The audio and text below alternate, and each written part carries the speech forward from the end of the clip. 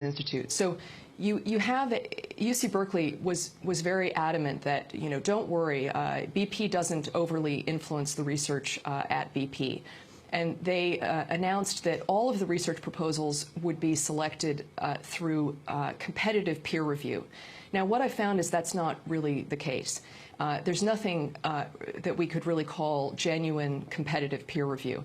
The committee that is charged with selecting faculty research proposals, there are 13 people who sit on that committee. 2 of them are BP employees.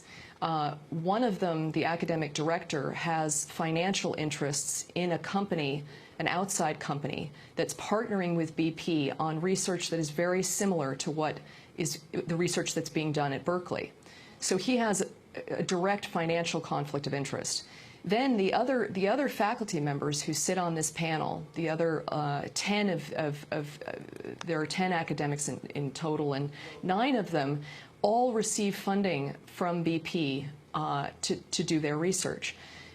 The reason that that's a problem is that they're essentially evaluating competing faculty research proposals along with their own research proposals, and they're all trying to apply for the same funding. So that's a fundamental conflict of interest, and certainly doesn't constitute an independent or competitive evaluation of the proposals. So let me just break it down. Let's say that, you know, someone comes to the Energy Biosciences Institute and they want to look more critically at what the environmental impact of biofuels is if we were to switch over to largely producing fuels through biofuels, which come from plants. How likely is it that these professors who are heavily involved in biofuels development research, how likely is it that they are going to select that proposal to be funded? And that's what concerns us. This is a public research university, heavily financed by U.S. taxpayers, and we don't want outside oil companies dictating the research agenda. What is the university saying? For example, University of California, Berkeley. What is the response to your study?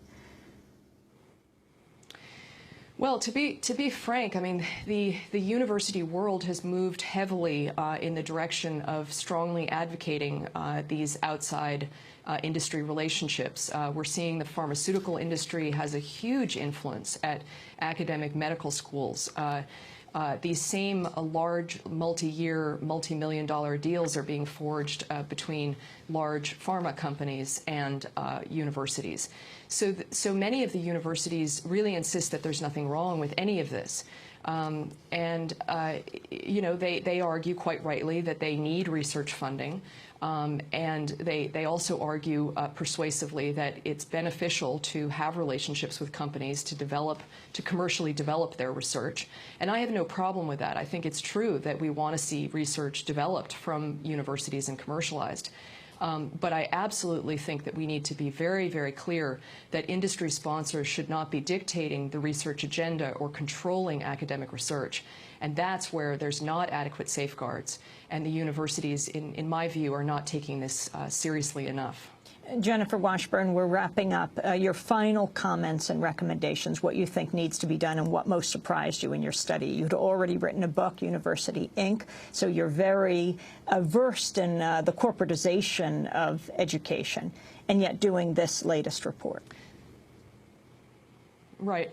I think really it's the breadth and scope of the problem. You know, looking at these 10 industry agreements, I think I've shown that there are not adequate safeguards. If universities are going to establish these long-term relationships with outside corporate funders, we as the public and certainly students and faculty need to know that there are strict provisions that protect the university's academic freedom and their ability to produce research that the public can trust, independent, credible research that the public can trust. And when you look at these 10 agreements, you see that there's an urgent need to look more closely, to increase standards, and to address financial conflicts of interest. Jennifer Washburn, I want to thank you very much for being with us, investigative journalist, independent researcher. Her latest report is out from the Center for American Progress. It's called Big Oil Goes to College. We'll link to it at democracynow.org. Her latest book, University Inc., The Corporate Corruption of Higher Education. When we come back, the Slovenian critic, philosopher, Slavoj Žižek. Stay with us.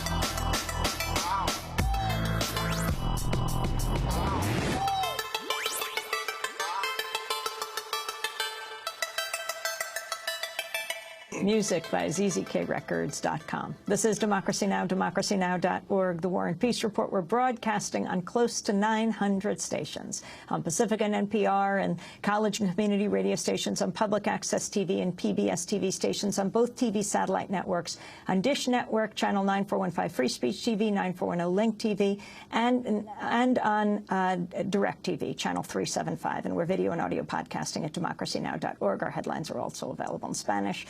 For any radio station to take is over 250 are.